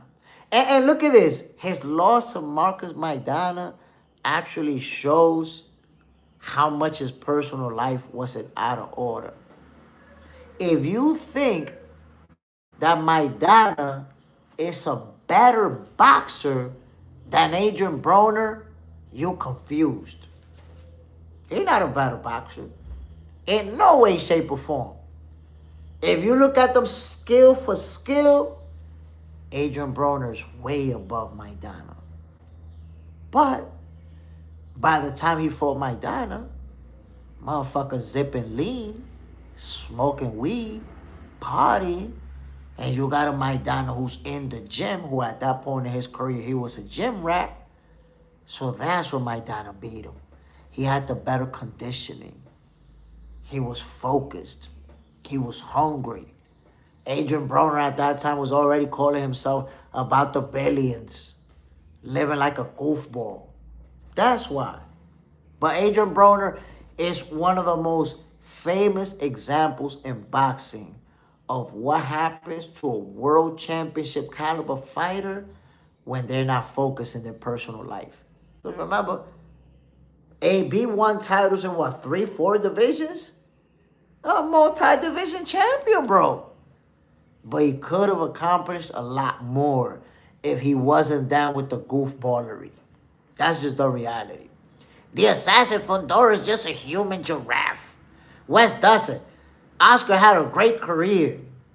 But he's the only cokehead who did. I gotta tell you, man, people forget about the type of career Oscar De La Hoya had. You know, it seems like it was overshadowed by the fishnet wearing and the drugs and the partying. People don't forget, man, Oscar De La Hoya is the golden boy for a reason. That's an Olympic gold medalist. I Am Broly.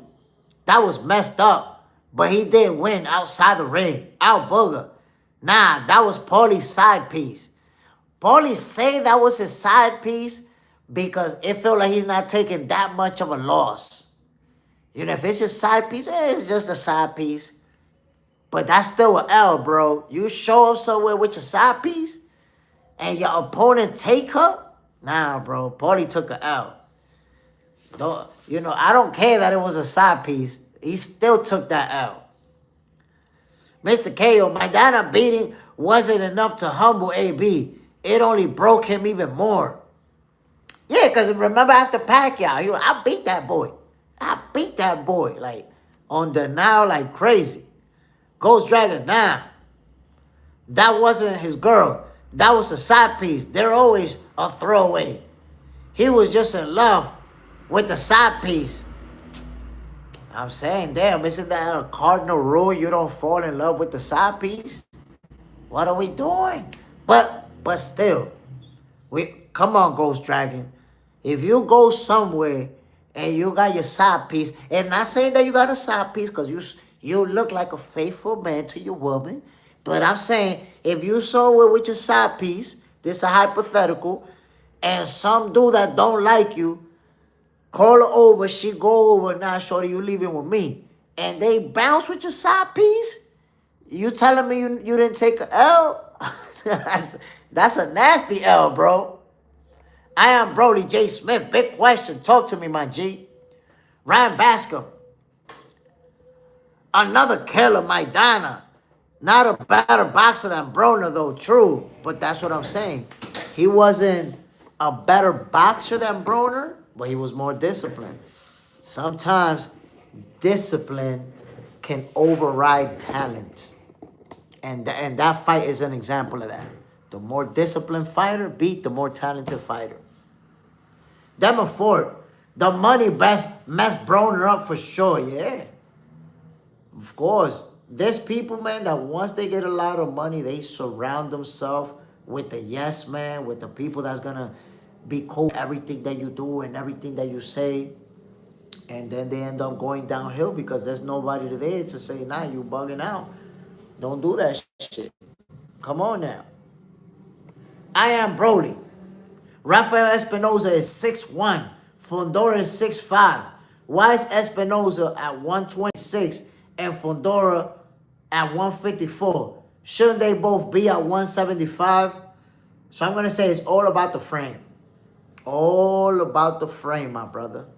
Because there's people who are 6'1", who couldn't make 147 to save their life. Who could never make 147 at that same height.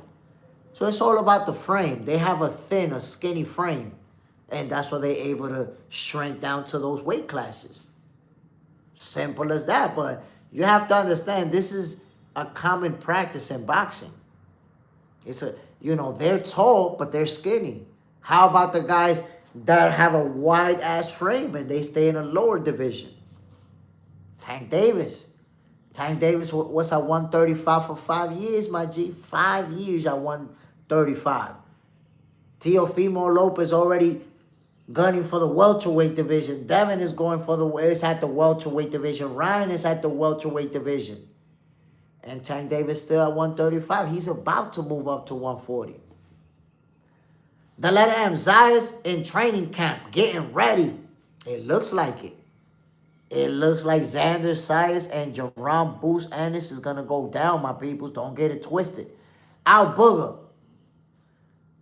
Maradona in football, too. He used to do coke after scoring goals in the 80s. Nah, bro, Maradona used to be doing coke before the game, mid-game, after the game. Cokehead City. The letter M. I need a side piece right now. Shit. I think we all need a side piece, but I don't think my wife is trying to have that. You know what I'm saying? I don't think she's gonna appreciate that. But who wouldn't mind a little side piece to help you deal with the stress sometimes? Queen, it's like walking around with your side piece in a public place with you being so popular without thinking you're not going to be caught. It's mad to me. That's crazy. And you see celebrities doing that. Not because sometimes they have the entourage and the side piece is over there somewhere. It's just, she's supposedly not with you. And then you get mad at one of the dudes in the entourage when they smash it on the low too. That's your side piece, but that's their side piece too. You gotta understand, if she your side piece, she might be somebody else's side piece too. The assassin JSmiff, who's gonna be the guy to put an end to Shakur? I think Emmanuel Navarrete is a good style, but Tank will finish him, if anybody. At one point, I thought we might be able to get Shakur versus Navarrete. Shakur actually called him out when he was at 135, Navarrete at 130. Look, man, you see, unlike Fondora and Espinoza, Navarrete is a guy that I don't know how the hell he make weight. Because the other two fighters I just mentioned, they real skinny and tall. Navarrete, he got a frame. He got a wide frame. I don't know how he be making weight. He looked big as hell in his last fight in front of his opponent.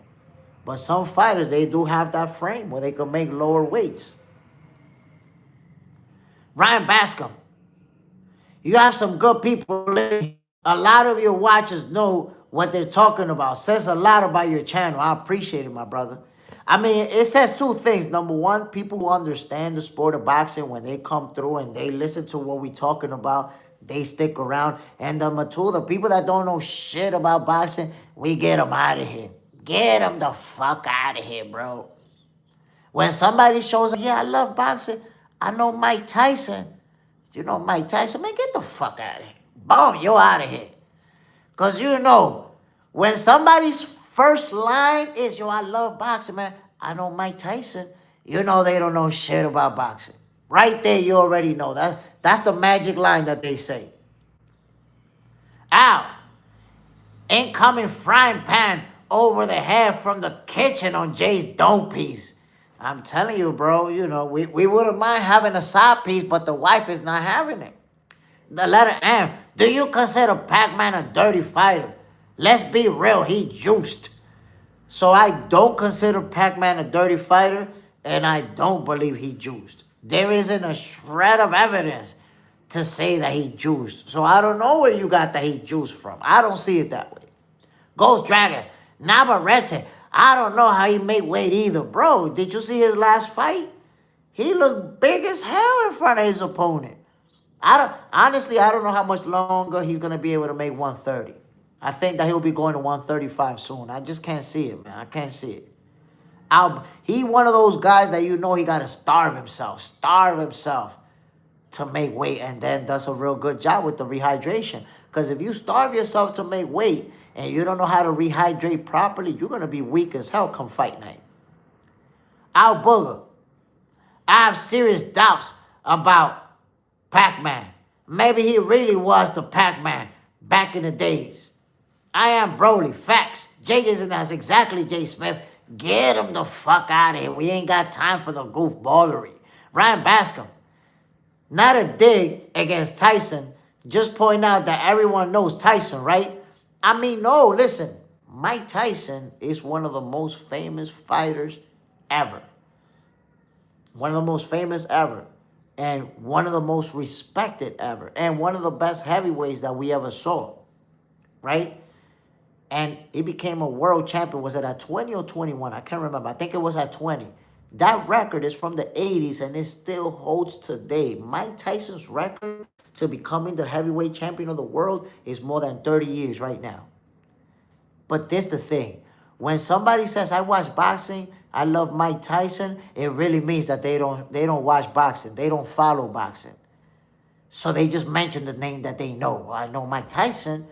It's like, bro, think about all the world champions that are active right now, all the great fighters that are right now, and when you start a boxing conversation, the name you mention is Mike Tyson, man, get the hell out of here. That means you don't know shit about boxing. That's like people who say, yo, basketball, I know about basketball. I know Michael Jordan. Fuck you mean you know Michael Jordan? You know how many years ago Michael Jordan retired? That's what you bring up? So that's the thing. Usually when people bring up Mike Tyson as the guy that they like, that just means that they're not following boxing. They don't really know what's going on in boxing, but they know a name that they could mention.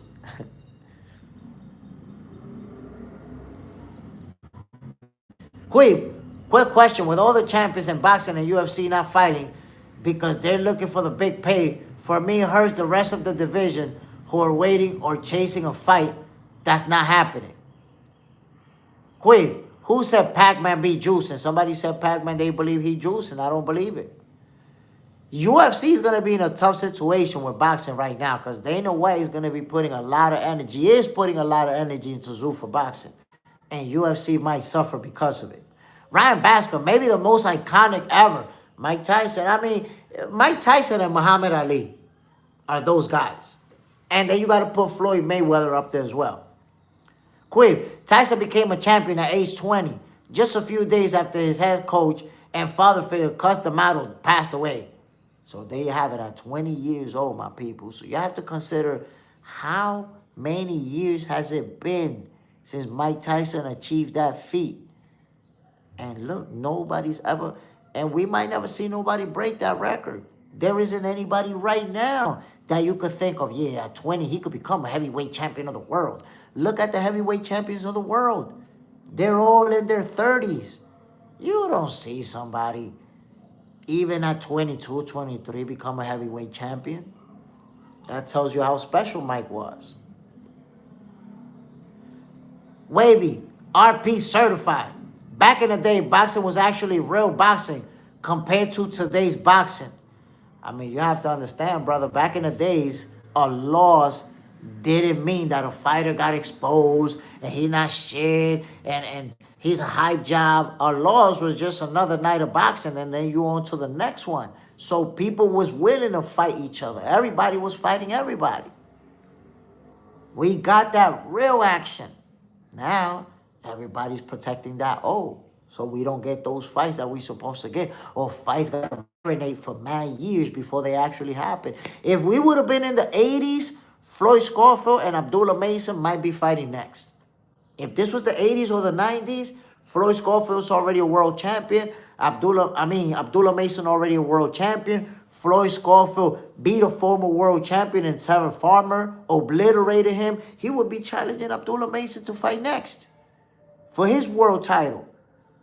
But in 2026, no, they too young. We got to marinate this fight. We got to wait 3-4 more years for Floyd Scofield to be ready. That's what it is now. The letter M. The new generation says Floyd Mayweather of social media, but don't know shit else. Listen, there's Floyd Mayweather fans out there who couldn't name you 3 Floyd Mayweather opponents. But they Floyd Mayweather fans because they know that Floyd retired undefeated. The letter M. The new generation. No, Ryan Bascom, I feel you. Like saying MJ or Babe Ruth. It's like, bro, you're mentioning people that don't play anymore. That means you're not following the sport. Wavy, RP certified. MMA fighters do not want to fight boxers. Trust me. No, they don't want to fight boxers. They want to get paid like boxers. Some MMA fighters, they do want to get in the ring with boxers. But the majority know. The overwhelming majority know what happened if they step in the ring. They're going to get beat. Boxers, they know better. They understand that they don't have a place in the cage. Canelo Alvarez gave me the best phrase to remember. Boxers have no place in the octagon. And MMA fighters have no place in the ring. It's that simple. MMA fighters going to boxing, they're going to keep getting their ass whooped. And boxers, they're not even going to go to the cage. Why? Because boxers don't practice kicking and elbow and all of this other stuff. So boxers know that they don't belong in the cage. It's MMA fighters who become good strikers in MMA, and they feel like they could go in boxing and do that too. No, you can't. No, you can't. Punching with those little gloves is not the same as boxing. Striking in MMA is not the same as boxing. There is no hand-to-hand combat sport that is more effective than boxing. Nobody from any sport can step in a ring with a boxer and beat a boxer if they're both at a certain level. It's just out of the question. It's different than in other sports where if you take a guy that practices kickboxing and you take a guy that practices taekwondo and they go at just kicks, the taekwondo guy might win, the kickboxer might win. If you bring a Muay Thai guy and you put him with a MMA guy, you put him with a karate guy, just kicking. One guy might win, the other guy might win. Because there's multiple martial arts where they're very good with kicks. So when you have them match them up with each other, you never know who's going to win. But punching, you match any martial art up with boxers and they're getting beat. They're getting pummeled. That's just the reality. There's no getting around that. Shaggy, back in the day, a loss proves you're a boxer and a badass. And it proves that you can bounce back. Wavy RP certified. Not only that, back in the day, boxing, when fighters lost, it made them even more champions than ever because they would advance their loss. We got to see a lot of that, guys. Look at Ali. Ali lost to Frazier, avenged it, and then for the third time, beat him again. Quick question. Where did this protecting fighters record even come from? Is it because about sponsorship trying to promote a fighter, or is it to protect the promotion itself, to represent the best? So, look, man, I'm not going to beat around the bush. This whole thing really kicked off with Floyd Mayweather. That's it. And Floyd Mayweather fought everybody, right? Floyd Mayweather really fought everybody. But when he retired undefeated, as the most famous fighter, the guy who made the most money, it made a lot of people want to retire undefeated so that they could try to achieve that feat, make millions like Floyd, become famous like Floyd. So now we got to protect this O to try to get to that. So the protecting the O thing, it seems like it got more popular than ever after Floyd retired. Mr. Riyad Dutch, not true, don't limit yourself. Muay Thai will eat boxers. But again, boxers don't kick. Boxers don't punch. If you put a Muay Thai boxer to just box, no kicks, just box, they're going to beat the shit out of him. Like brutally. They going to sleep. So that's the thing. Boxers don't practice with their other limbs. They're not practicing kicking. They're not practicing, knees. They're not practicing clinches and takedowns. They're not practicing none of that stuff. So, of course, they will lose in those sports. But if you put on a pair of gloves and we just punching inside this ring, everybody gets cooked. No sport can be better than boxing when it comes to punching. Ryan Bascom. But Tony Ferguson did well with Soap Poppy. An exception, but a rare one. But who the hell is Soap Poppy, bro? Who the hell is Soap Poppy? Some social media guy. Social media people. I'm talking about taking a real boxer, a guy who came up boxing, who was a little kid boxer and grew up doing boxing, and you take a guy who did the same thing with any other martial art, when you match him up, if you match him up with boxing, the boxer's going to beat him up. Going to beat him up. It don't matter what martial art you're practicing. If you step in the ring with a boxer to box, you're getting beat up. Positron, MMA is fighting boxing. It's a sport. Young Guns, JSmiff. That's why Tyson Fury made the sport of boxing look so bad when he got knocked down and arguably lost to 0-0 Francis Ngannou. No, and I was about to say, The only exception to the rule is the heavyweight division. You know why? Because in the heavyweight division, you can be outmatched, you can be outclassed, but it take one big punch. Boom! So an MMA heavyweight guy could be getting outboxed by a boxer, but if he catch him with a big punch, he could knock him out and win.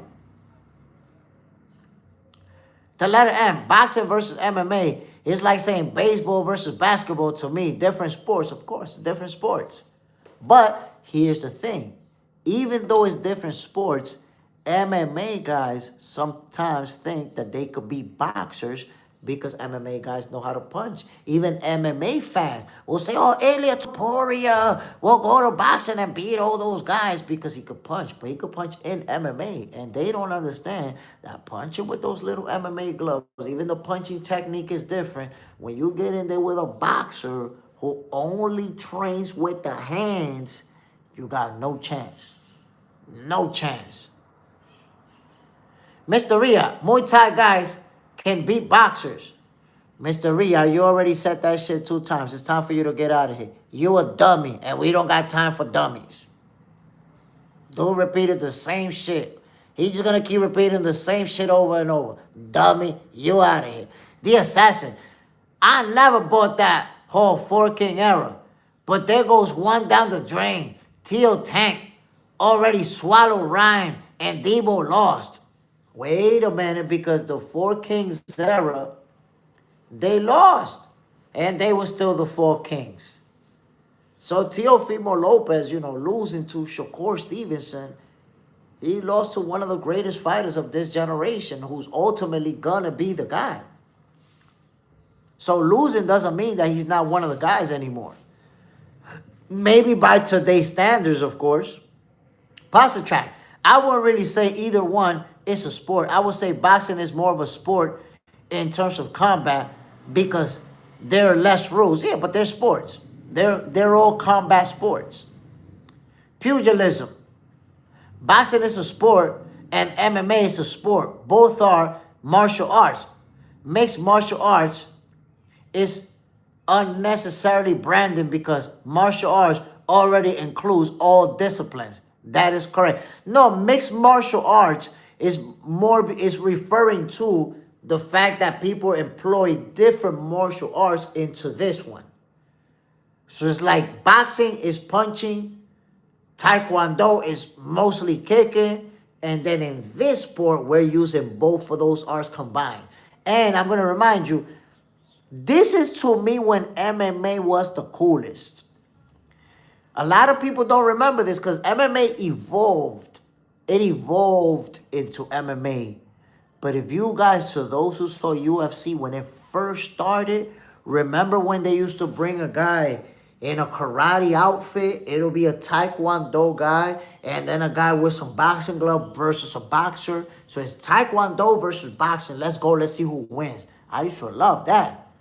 Then you see a Muay Thai guy versus a wrestler. 2 totally different styles facing each other. So UFC really started like that. It really started by getting a guy that practiced one martial art versus a guy that practiced a different martial art. Let's get them together, see what martial art is better. That's really how UFC kicked off. But then what people realize is, I need to start practicing MMA. And you know why people started practicing MMA? Because of Hoist Gracie, because of the Gracies, because of the Jiu-Jitsu, because they realized, oh shit, wait a minute, you can't just be a striker in this sport because one of these Jiu-Jitsu guys will choke you out, twist your arm, twist your leg, you gotta tap out. So that brought into it where people realized I need more skill sets to really compete. And eventually, that's it. You don't see in MMA a Taekwondo guy. You don't see a karate guy. You don't see them anymore because that's it. Their skills are too limited because now everybody has to be complete. Everybody has to learn how to kick, punch, grapple, takedowns, all of that shit. I am Broly, JSmiff. Do you think that the promoters are why certain boxers such as Triple G, Bivol, Backroom, Oscar Collazo, Nonito Donaire, Junto Nakatani are not as famous as they should have been? It's not always about the promoters. Sometimes it's the fighters themselves. And I'll tell you why. I'll give you an example. There's fighters out there that wherever they see a camera, they jump in front of that camera. Whether it's to give an interview, whether it's somebody wanting to take a picture, whether it's them on social media constantly posting stuff. And that helps your popularity spread. And then there's fighters out there who it's like once they get off that ring, it's like they hiding. You don't really see them anywhere. They don't let themselves be seen. They don't like to give interviews. They don't like to take pictures. They don't like to. And that's something that affects you. It affects your popularity. You got to be more accessible to the fans. But there's always different reasons. Because to give you an example, you look at Junto Nakatani. If you don't speak English, that right there is going to make it hard for you to become popular. Because English is the universal language. Yes, even though people speak English in the U.S. as the first language, people speak English in Canada, in some place of the U.K., and in different parts of the world, people speak English. But if you're from a country where they don't speak English and you don't learn how to speak English, that affects your popularity. When you look at Junto Nakatani, even when you look at Naoya Inoue, who doesn't speak a word of English, or I never heard him speak it, it affects his popularity because he's going to be super popular in the countries where they speak his language, Japanese. The Assassin, JSmiff, what do you think about the Zone and Top Rank coming together now? I like it. I like it. Look, the first thing I said when I realized that Top Rank is going to be on the Zone is that we're going to see top ranked fighters facing off with matchroom fighters. I said that. And look, the first fight that we might get between those two, it might be this one. Jaron Ennis versus Zayas. So it looked like Bob Arum went over to the Zone and reached out to Eddie Hearn right away. What's up? Let's work. Let's get this money together. Quid. But I do see your point. Most high-level strikers in MMA can beat most high-level boxers in boxing. You're just taking away most of the skill set that the MMA fighters can use to win. That's the thing, it's different sports. I know MMA fans say all the time, oh, if they was to fight each other in the street, the MMA guy would. Who told you that celebrities are fighting in the streets? Who told you that athletes, professional athletes who are making millions of dollars are in the street fighting each other? So yeah, that's a nice little scenario that you could paint in your head every time you watch an MMA fighter get pummeled by a boxer, but you're never going to see it in real life. Pugilism. Politicians, celebrities, streamers, athletes, from football, basketball, baseball, to musicians, can't learn MMA quickly like everybody can showcase boxing. Boxing just takes hands. I don't think nobody can learn boxing quickly, bro. Nobody. The thing about boxing is that you throw punches. Anybody can throw punches. But actually get good at boxing is the same thing. Just like you can't get good at MMA, you can't get good at boxing either. You see people looking like goofballs wearing boxing gloves. I'm going to put it to you like this. That's like thinking that you could throw kicks with a guy that practiced Taekwondo. Look how you stand in front of a mirror and throw some kicks, and look at a black belt Taekwondo throwing kicks and see if they look the same. They don't. So not anybody could throw punches, but that doesn't mean that anybody could box. They look like a goofball as soon as they step in the ring. Boxing track. Remember dude with one boxing glove on and nothing on the other hand? He was a fool. He might have 210. I remember some dude used to come out with one boxing glove. That was wild back in the day in UFC. Goofball shit. The letter M. Gary Goodbridge admitted he wore the karate outfit, but didn't know karate. He would just fight. Yeah, that was funny as hell. I saw that recently. I saw it recently. He was like, nah, they said, people just had to be masters of a martial arts. So, matter of fact, he had his own karate that he invented, supposedly, his own system.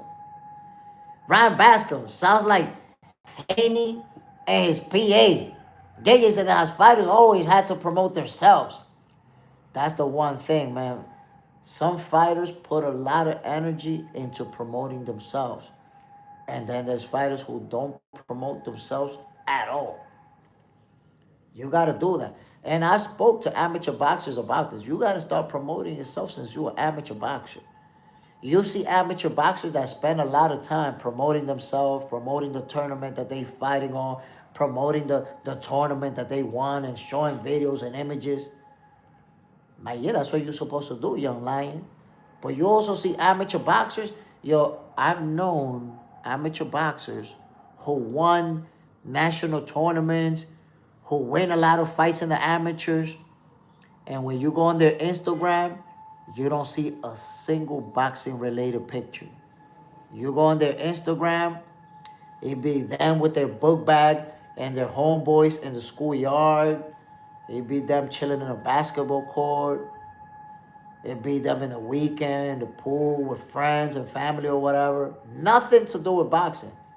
And I'll be like, bro, there's people that follow you on IG that don't even know you're a national champion. What is you trying to hide? And there's a lot of young kids like that. Box, don't post anything about their boxing shit on social media. Boxing track. Gary knew how to throw elbows to the dome piece. Shaggy. It takes years in boxing to perfect and develop a punching in boxing. All it takes is one punch to see what grade of boxer they are. MMA. Ryan Bascom, great show, brother. I have to go. Stay up. And I'll see you guys next time. Salute. Salute, family. Bam. Pasta track. We can at least say that with Topuria, that using your hands in a boxing form is effective in MMA. Of course. Of course it is. But if you practice, striking in MMA, they call it striking, right, with the punches, and you go to boxing, it's going to be a different ballgame. Topuria, he's a very good striker, and he's effective with the hands in MMA. But guess what? Right now, there's a blue chip amateur boxer who never even turned pro yet, who beat the shit out of Topuria. Beat the shit out of him, embarrass him. Make him look like a goofball. Amateur boxers. Right now, I'm putting it to you like this, man. Right now, I know a kid that's 16 years old that's on the Dominican national team who beat the shit out of Topuria. Beat the shit out of him. He's 16. You'll get beat up by a little kid. JJ's in the house. Thanks everyone for supporting JSmiff. Hell yeah, my brother. Appreciate you. R2. One touch. Salute, family. Bam. Pasta track. Definitely. But I bet Topuria whips any MMA guy in boxing. You see, that's a fact. Now you put Topuria with another MMA guy in boxing, and he's going to beat him. You're going to beat him because he got skills to strike like that. Don't be surprised. My peoples, no ghost watching this morning. And to everybody tuning in, man, welcome to another episode of Boxing for Breakfast. It's Monday morning. We got some good fights this Saturday. We got Austin Ammo, who people thought was going to beat Adames. It didn't play out that way. I told y'all. I told you guys, Carlos Adames is the truth. People got to start showing more love, showing more respect to Carlos Adames. People forget about him. Be for real. Be for real, my peoples. Defending world champion. Defended that title, I think, the third time already. The letter M. I ain't fighting a 60-year-old Dominican boxer to get washed and embarrassed. That's the thing, bro. There's people who will step in a gym and box with somebody thinking that that they're good because they know how to fight in the streets. I've seen it. I've seen it, my people. Imagine this scene. And I see this over here more than once. More than once I've seen it over here. Imagine somebody, because most of the gyms, they in the hood. In the States too. In the States, most of the gyms, they in the hood. In the area where it's the hood, right? Imagine, yo, some guy from the streets got into a lot of fights. He the bully. He beat everybody up in the school and everything. So somebody from the school challenged him, like, yo, go to the gym. If you can fight, go to the gym and box somebody over there. So he actually show up to the gym. No real training in boxing. No conditioning, no running. Just go to the gym. Like, yeah, yo, I can fight. Put me with somebody my size, I can fight anybody. Yo, I seen a coach grab a 14-year-old kid, bro. This dude walked in from the street. He the school bully. Beat everybody up in here. Show up. And coach is like, all right, look, we got him for you. A 14-year-old scrawny. A scrawny 14-year-old kid. Nah, yo, I don't want to beat that little kid up. Nah, yo, that's what we got for you. All right? I didn't want to do it. Then try to imagine, yo, a grown man getting beat up in the first round. I said, I can't keep going anymore. Have to get out the ring, beat up by a 14-year-old boy. But that's the shit that's gonna happen. When you walk into a gym, the coach is gonna look at you. They're not even gonna put a grown man against you. They don't want you to get killed out there. They're gonna put a little kid to beat your ass. So that you have to leave that gym feeling like a goofball. Feeling like a dummy. Pass a track. Nah, any street fighter gonna lose to a boxer and leave in an ambulance. I'm telling you, man, I seen dudes getting beat up in the gym, showing up because they feel like since I beat a lot of people up in the streets, yeah, I'm gonna do the same thing in the gym. I still have, and I've seen this scene play out multiple times where somebody from the street goes to a gym, they want to box, and they give him a little kid, yo, here, fuck his ass up. And then they get humbled. It never plays out good. They always end up getting Charlie Xenoloft. That's what happens. Don't go in a gym. Don't go into any type of gym. Because I've seen that happen in martial arts gyms too. Taekwondo gym, somebody woke up, yeah, I want to challenge the master. Get pummeled out there. Quit. That's embarrassing. Why do people do that? I'm sorry. BJJ gym. One moment they enter the gym trying to ask a fight. The next moment they getting choked out by a 5'4" skinny girl in a yellow belt. But I think that humbles people. In fact, and I was talking about that with somebody the other day. Everybody who's a fan of a combat sport should go to a gym and fight with the people that do that sport. And I don't mean a real fight.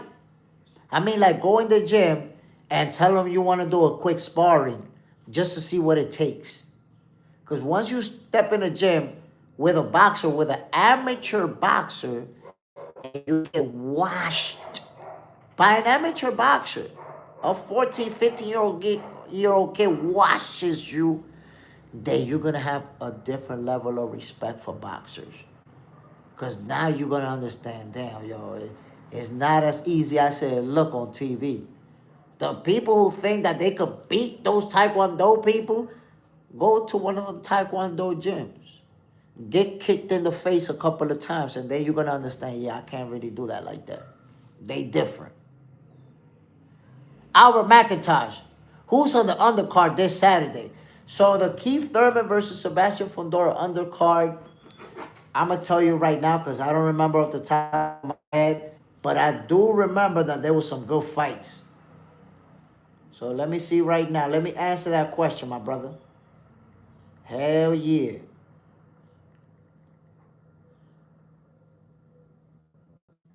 That's why I need to hurry up. I need to hurry up and blow up, my peoples. Because look, I shouldn't have to be doing this shit. And once I blow up, I'm going to have somebody behind the computer and I'm going to be like, yo, pull up that image, son. Pull that shit up. I'm not going to be pulling it myself. But right now, I write the show. I produce the show. I direct the show. I'm doing everything, my peoples. Fact checking the show. All of that. Hold on. So here we go. So, we were supposed to get Sanchez versus Torres Jr., but that fight got canceled. I think Torres got hurt. Hernandez versus Gausha. Garcia versus Newman third. And Fondora versus Thurman. So in reality, there's one real noteworthy fight that we would have watched and I would have been calling, which is the Torres Jr. versus Sanchez. That would have been Torres Jr.'s toughest test, but that fight is not happening. Not happening. And remember, my peoples, I will be calling these fights live. Tune in to Fight Night with JSmiff. Don't miss out. The left to the mouthpiece, the right to the wig piece, the left to the toupee, and the right to the snack box. We're going to see some real action on Saturday. Queen, the worst one is when they start trying to start fights with the coach. Then the whole gym demands you to fight 1-2 guys in a row. And you only get out of there unconscious or bloodied up. I'm telling you, man, a lot of people went to a gym to get their ass whooped. That's really what you're going there, to get your ass whooped. You don't stand no chance. Pasta track, you need a Jamie. Shaggy, thank you, my G. Much appreciated, no doubt, my brother. Jay just said, JSmiff, you have to hire Ryan. Man, listen, he up and grow up, man. I need an assistant over here. Mr. Ko, devastating blow, ladies and gentlemen. My peoples, I'm about to end this episode of Boxing for Breakfast. I hope you guys enjoyed it. I did. I always do. When I'm going back and forth with you about this boxing stuff, man, I always enjoy myself. Salute to everybody who tuned in. You already know what it is. Mr. KO, JJ Sendejas, Shaggy, Pasta Track, Queen, Mr. Fierce, Demon Ford in the building. Albert McIntosh was in the house as well. My peoples, really the letter M, R2, Wanta, and everybody else who tuned in, fellas. I really appreciate ya. You guys know what it is. Another episode of Boxing for Breakfast will go down tomorrow at 6:30 a.m. Eastern Time. My peoples, we're getting closer and closer to 3,000 subscribers. Right now, I think we're at 2,800 and something. So we're a little bit less than 200 subscribers away from getting to 3,000. So, and I'm going to be honest with y'all, the next benchmark is 10,000. First benchmark was 1,000. We got that. Now it's 10,000. We get it to 3,000, my peoples. Salute to everybody who's been sharing the channel, who's been sharing my videos across different social media, whether it's Facebook, Instagram, anywhere. Share these videos, my peoples. Let's put everybody on. 10,000 subscribers is the next benchmark. Pasta try, you got it. After 10,000, we going for 100,000, and then we going for a milli. We going for the million, my peoples. Once again, this was another episode of Boxing for Breakfast. I'm JSmiff. I'm about to get the hell out of here. We got to make this money, my people. Gotta go make this money. I'm going to see y'all tomorrow, yo. Bam. Bam. Peace out, fellas.